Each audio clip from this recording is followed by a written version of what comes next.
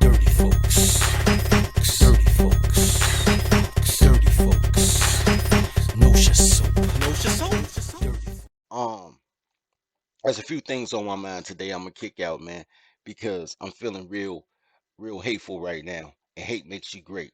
I keep telling y'all that what I give y'all, I don't, I give y'all hate speech because love and hate is the same emotion. The difference is love changes you, hate changes the world. And we need to change the world around each other. You got to hate something enough to want to see the change. So today I'm going to show y'all some things that I've been telling y'all for years. For those who just subscribed to the YouTube channel, I've just been on YouTube for a while, but I've been saying this on other social media platforms for over a decade. Today I'm about to show y'all some things that are going to eloquate what I'm trying to prepare y'all for. You got to quit being reactionary. You got to be proactive. You got to see the shit coming before it happens so you can curve that shit off. Today's lesson is toddlers want to be slaves. They need to be slaves. They'll be happier as slaves. So, here's what I'm about to break down to you, man. I want to start off. I got 4 stories for you guys. And because it's 4 separate stories, I'll probably split all 4 of them up and make them separate tales and just drop them later. But I want y'all to get the vibe while I'm in the flow. Okay, so story number 1. There's a meme from this young lady. Um, Her name ain't important, but it simply goes, um, make it bigger so you guys can see it. It says, yo, that did not work. I guess I just gotta read it to y'all. I can't make it no bigger because it's the picture. Oh, yes, I can.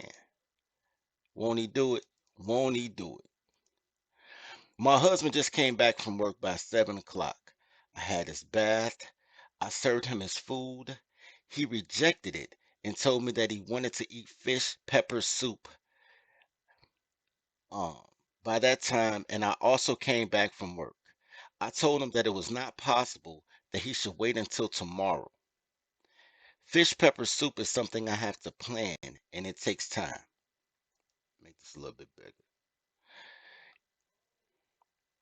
He got upset and called Lizzie, I guess. Called me lazy. There's a blunt there. He got upset and called me lazy. And in my presence, he picked up his phone and called the girl. He put the phone on speaker and he told the girl he wanted fish pepper soup. The girl responded and told him that she would rush to the supermarket now and buy the fish. He should start coming. My own husband dressed up and drove out the house. I was just looking at him in shock as he dressed up, picked his keys, and zoomed off. I need to know if I did anything wrong. Do you think I should have gone out to buy fish that night? Just came back from work too after long traffic. What can I do now? This is the height of disrespect.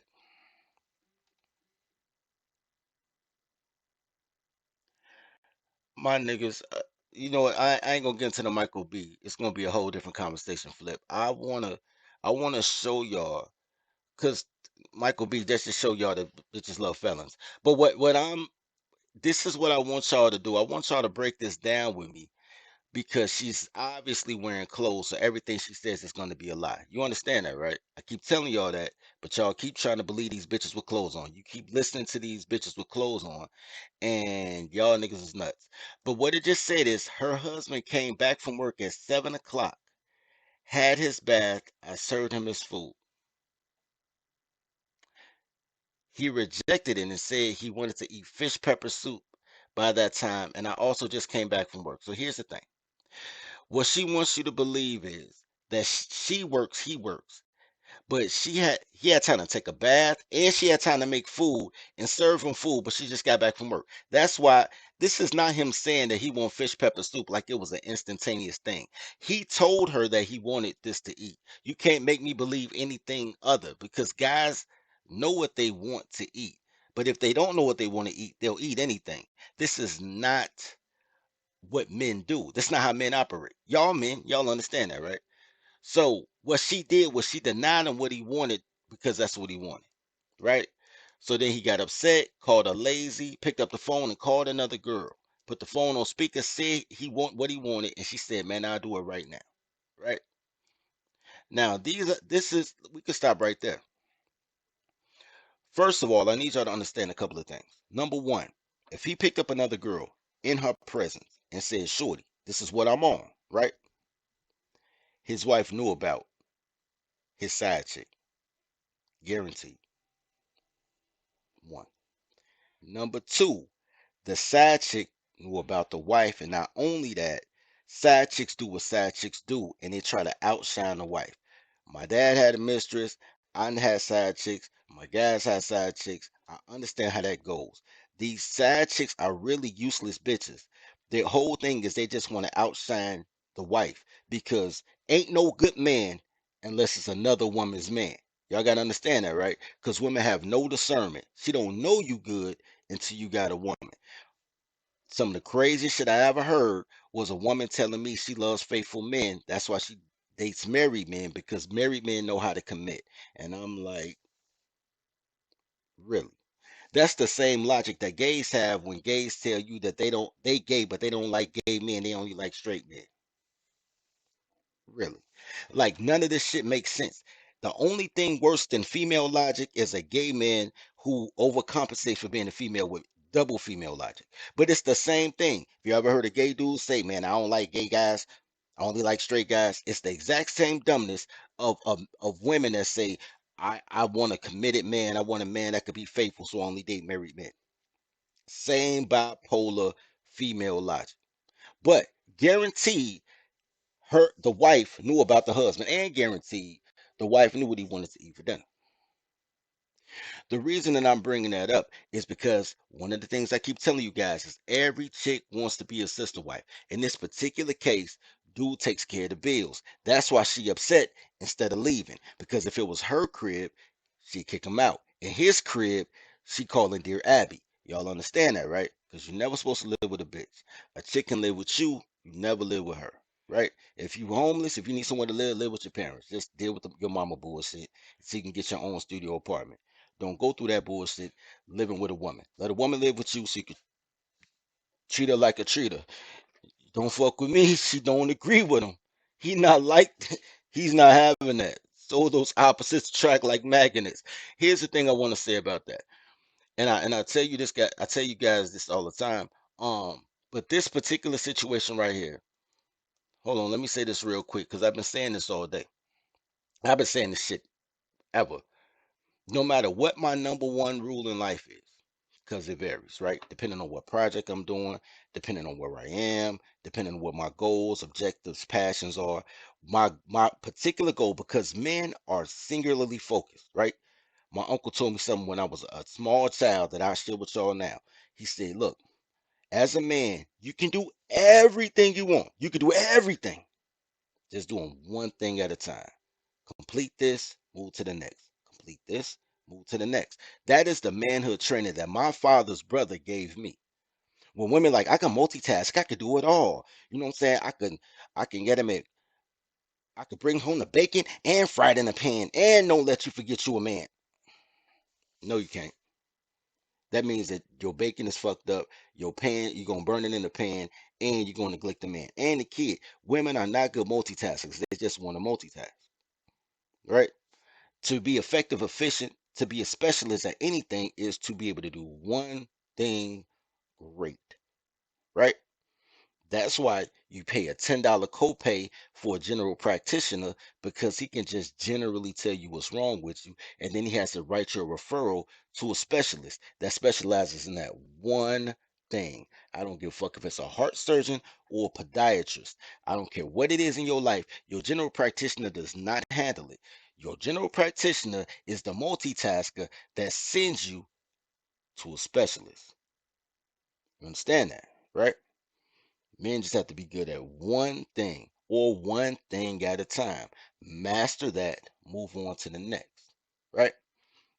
I say that to say that this man has mastered his craft or whatever he does to the point that he's good and she's not going nowhere. Right? For her to say that she going to work and blah blah blah, that means nothing.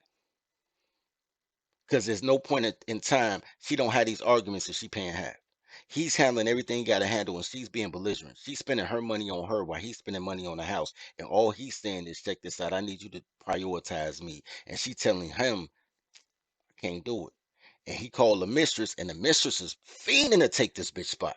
The mistress like, I got you. That is what I show you. That's my number one. What my number one rule in life is, whatever I'm doing. My number two rule in life is don't get killed over a toddler. Number two, at all times, the second thing I'm always thinking is don't get killed by a toddler. Because if I'm in a righteous position, I'll go to war, right? That's just how your mind is psychologically built. When you're in the right, even if you're wrong, if you think you're in the right, going to war, right? When you fuck up, I'll give you a perfect example. Me and police. But this could be you and your parents. When you fuck up, you know you deserve that ass whooping. You walking slow as shit from home from school because you know you fucked up and you know your ass whooping coming. You expecting it before you get home. You walking slow as shit. When you in the right and you get trouble at school, you're about to plead your case to your parents, right? Like, I ain't do that. Teacher tripping. That ain't me. But when you in the wrong, you take that L. When I'm in the wrong with police, and when I'm in the wrong, they pull me over. I ain't got no license, no insurance, no registration. I'm drinking. I'm talking on the phone without a handheld. I'm doing all type of niggatry. All type of niggatry.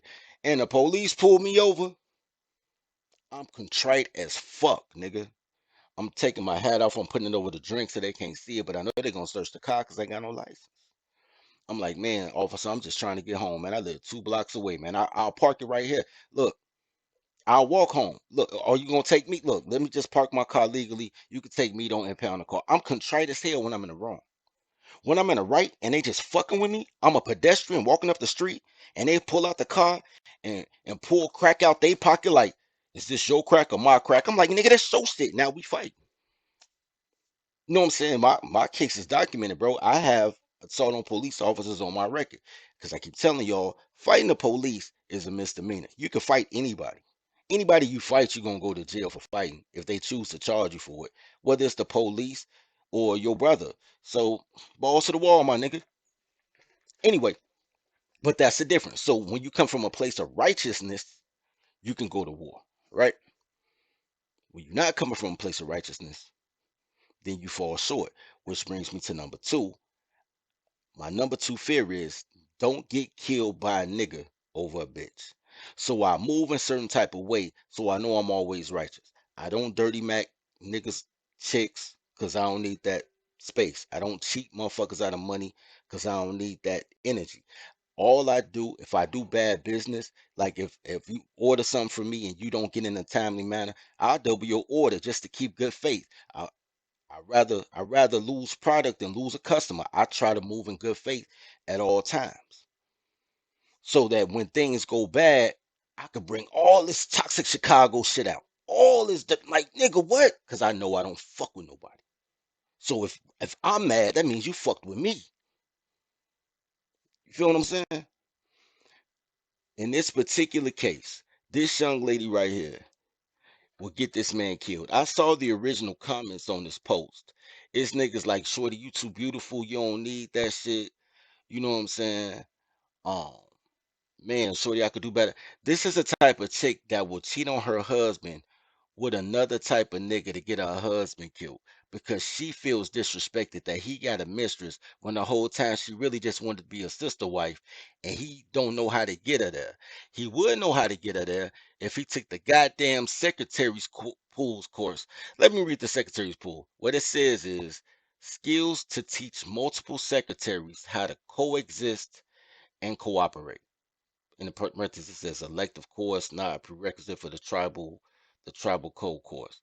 When I keep telling y'all it's something bigger, I tell y'all I got to take 1 and 2 in order to get to the tribal shit, and because I don't want y'all niggas killing me. Um, that's what it is. But skills to teach multiple secretaries how to coexist and cooperate. What this man needed right here were the skills to make his wife and his mistress coexist. So he did it right though. He called her lazy, picked up his phone, called another girl, put the girl on speaker, told him that he wanted the same fish pepper soup that that he told his wife he wanted. He told his wife, this is what I want. His wife said, I can't do it. Called his mistress. She said, I got you. Now, what happened was the wife is confused. She's like, I need to know if I did anything wrong. She's looking for verification from strangers that it's okay to be a nothing bitch just because she pretty.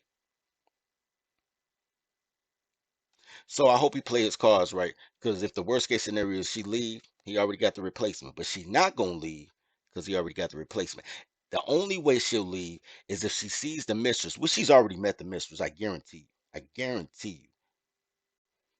But the only way she will leave is if the mistress is uglier than her. So all he had to do was make sure that his mistress was just as cute or cuter than his wife. And she ain't going nowhere because women need to compete with somebody. So you might as well get him another Tyler to compete with, or she'll be competing with you. So he doing the right thing the wrong way. He need this marry your secretary course. But I understand where he's going with it. You understand? So the flip side of that, the absolute opposite of that young that stallion, that young soldier right there. The absolute opposite of him